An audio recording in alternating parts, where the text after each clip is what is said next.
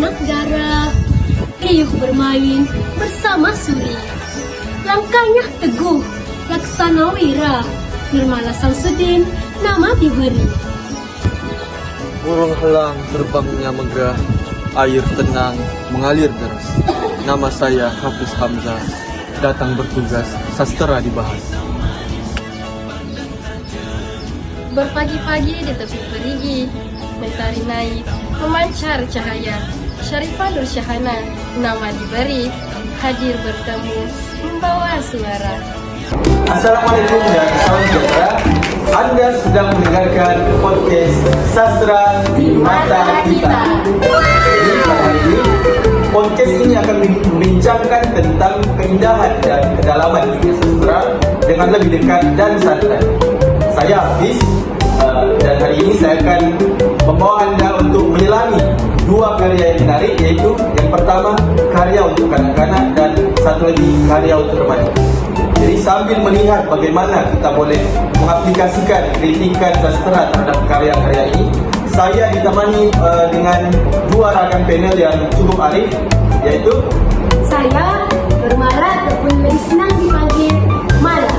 Saya Syarifah Nur Syahana atau kamu semua boleh panggil Nur Syahana. Baiklah, bagi segmen yang pertama, kita mulakan dengan cerita klasik yang bertajuk Pengembala dan Biri-Biri. Jadi, Mala, boleh Anda kongsikan bagaimana ataupun ringkasan tentang kisah ini? Hai semuanya, terima kasih kepada saudara Hafiz. Seronok betul kita pada hari ini karena kita akan membincangkan dua karya sastra, yaitu sastra kanak-kanak dan karya sastra remaja. Dan saya akan mulakan dengan karya sastra kanak-kanak yang bertajuk Pengembala dan Biri-Biri. Tapi sebelum itu, mari kita lihat video ini.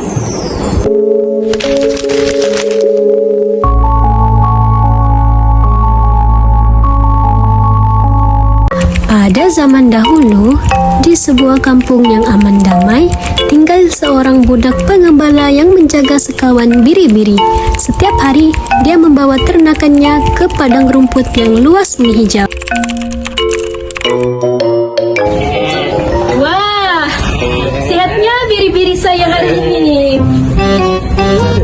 Ada si James. Coba pinjaman. Namun, rasa bosan mula menyelubungi hati si pengembala. Untuk bersuka-suka, dia menjerit memanggil orang kampung. Tapi macam bosan pula saya hari ini kan? Apa kata saya kasih kenal orang kampung? Dia pun menjerit, meminta tolong. Padahal, itu hanya tipu daya si pengembala. Tolong! Tolong! Ada serigala di sini. Orang kampung pun berlari untuk membantu. Namun mendapati bahwa dia telah ditipu. Serigala? Hah? Serigala? Mana? Mana? Mari saya tolong. Hah? Saya dengar ada serigala di sini. Mana? Mana ada serigala di sini? Kamu ditipu. Saya hanya bosan saja. Tengok kambing-kambing saya, biri-biri saya. Saya tolong lihat. Berani kau mempermainkanku? Pengembala berasa gembira atas perbuatannya tadi. Dia coba untuk memperdaya orang kampung sekali lagi. Seronoknya kasih kenal orang kampung tadi itu. Mau kasih kenal lagi lah. Tolong! Tolong! Ada serigala di sini. Orang kampung tersebut pun datang sekali lagi untuk membantu sekiranya ada serigala. Namun, semuanya hanya tipu daya si pengembala. Hah? Serigala? Serigala lagi? Mana? Mana? Mari saya tolong. Mana ada serigala di sini? Tadi saya pun bermain saja. Hahaha, kena tipu. Kena tipu lagi. Kau nih, lain kali kalau kau minta tolong lagi, aku tidak akan datang. Nanti serigala betul-betul datang baru tahu. Bye. perkara itu berulang sehinggalah akhirnya seekor serigala sebenar muncul. Tetapi kali ini tiada siapa pun yang percaya lagi. Hahaha, akulah serigala. Aku sangat lapar sekarang ini. Aku mencium aroma biri-biri. Di manakah itu? Serigala! Tolong! Aku menemukan kebun. Aku akan memakan biri-biri.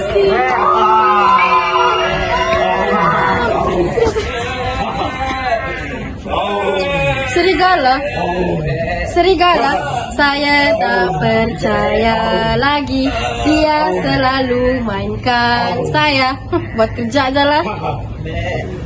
Semua biri-biri telah habis dimakan oleh serigala.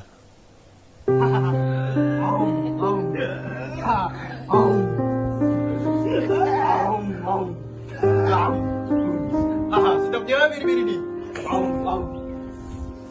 Akhirnya, si pengembala termenung sedih. Dia belajar bahawa apabila kepercayaan dikhianati, tiada siapa akan percaya, walau kita berkata benar. Kenapa ni? Biri-biri saya dah hilang, semua dimakan serigala. Orang kampung lah tiada datang, tinggal saya seorang saja. Itulah, lain kali jangan suka menipu orang kampung. Tengok tadi, berapa kali saya sudah datang? 2 kali. Yang kali ketiga, pastilah saya tak datang sebab kamu menipu saya. Maafkan saya.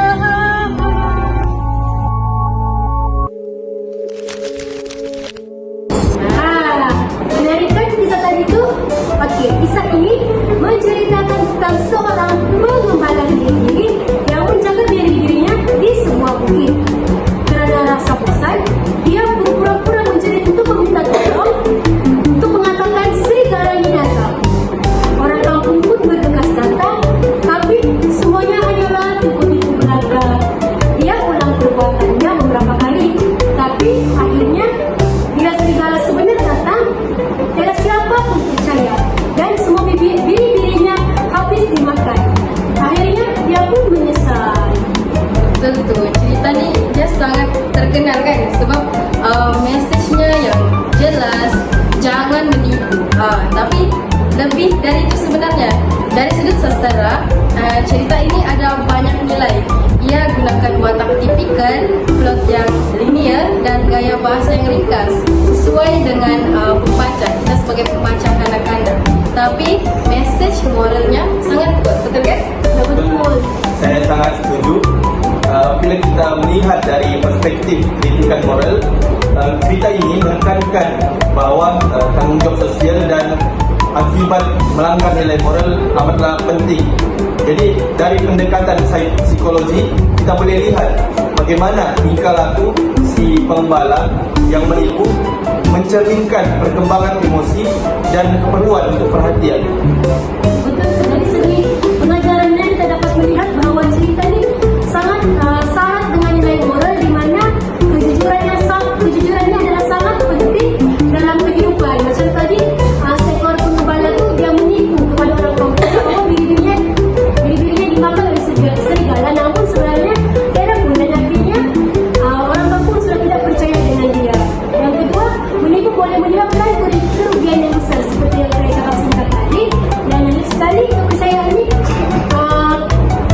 suka diperoleh kembali setelah kita mendapat pengkhianatan. Betul. Lepas tu kita dapat melihat unsur kecintaan di mana ada lagu-lagu yang dinyanyikan oleh pengembala biri-biri pada hujung cerita tersebut. Betul.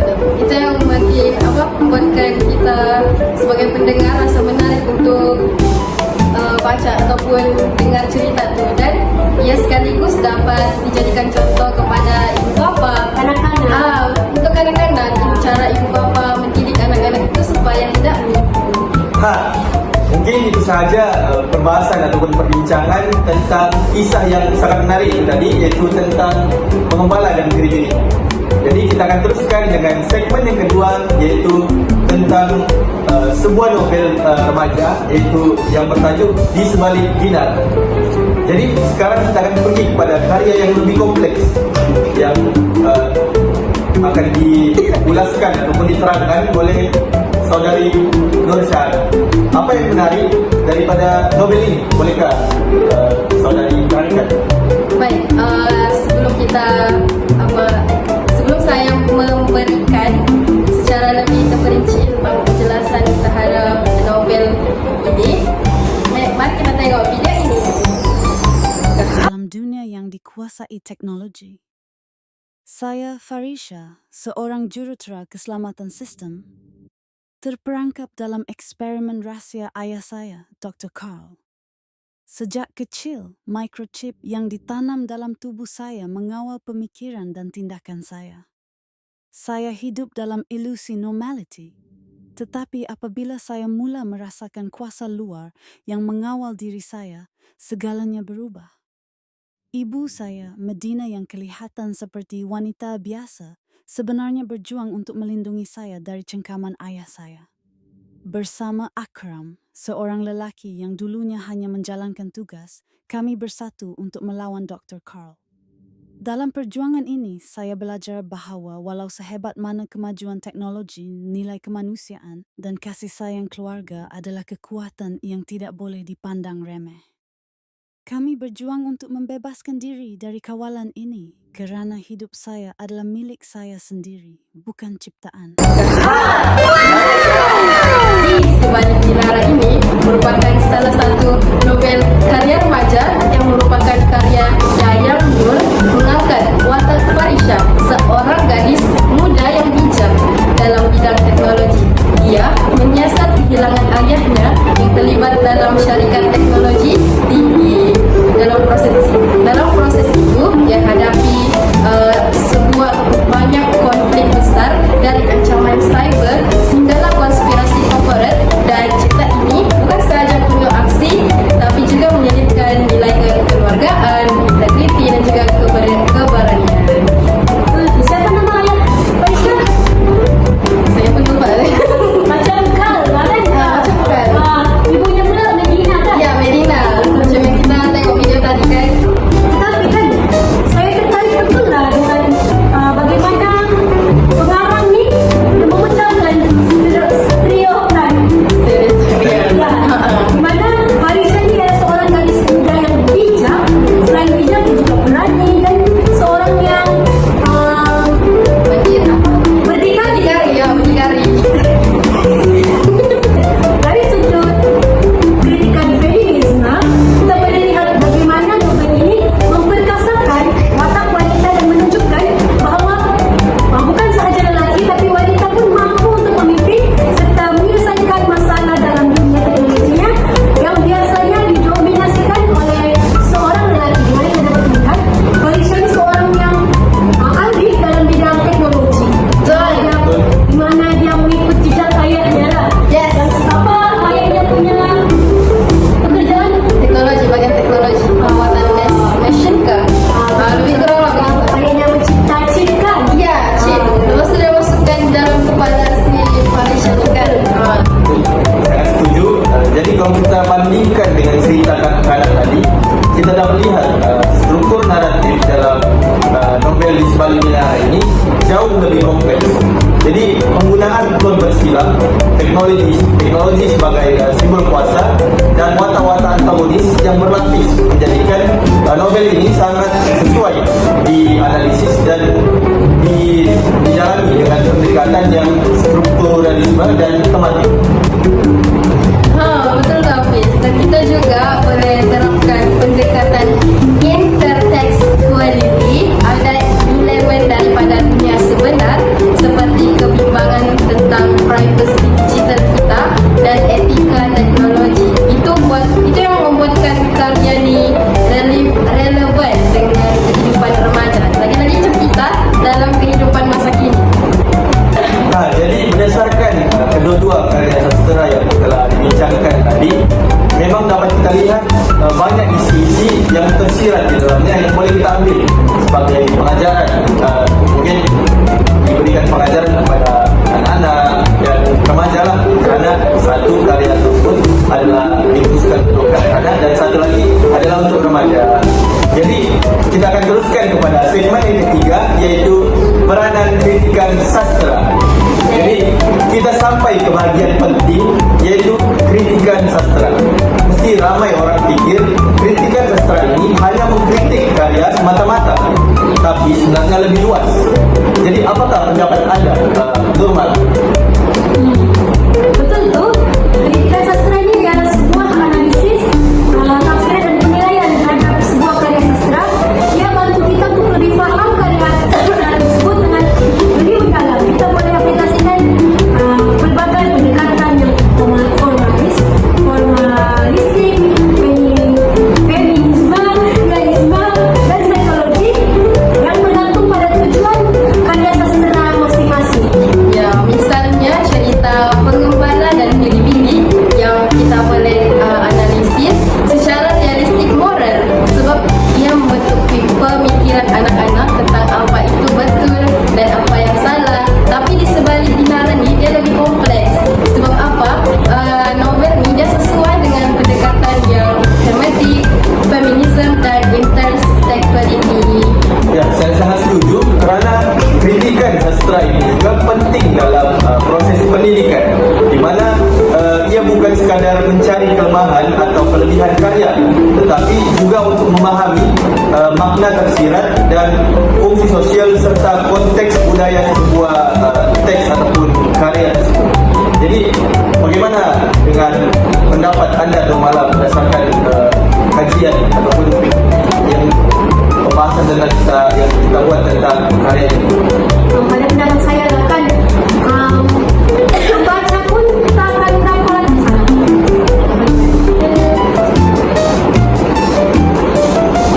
pada pendapat saya, apabila kita belajar membuat kritikan sastra ini, kita sendiri sebagai pembaca akan berpikir secara lebih kritis, di mana kita bukan sahaja membaca, tapi kita juga berpikir apa nilai yang coba disampaikan dalam sebuah karya tersebut.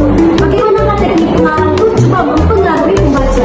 Jadi pada pendapat saya, macam tadi karya sastra kanak-kanak berupa pengembala dan bini-bini tersebut, kita pun berpikir apa maksud sebenar yang coba disampaikan dari kisah tersebut. Rupanya mengenai sebuah kejujuran dalam kehidupan kita yang merupakan sangat penting dalam diri seseorang.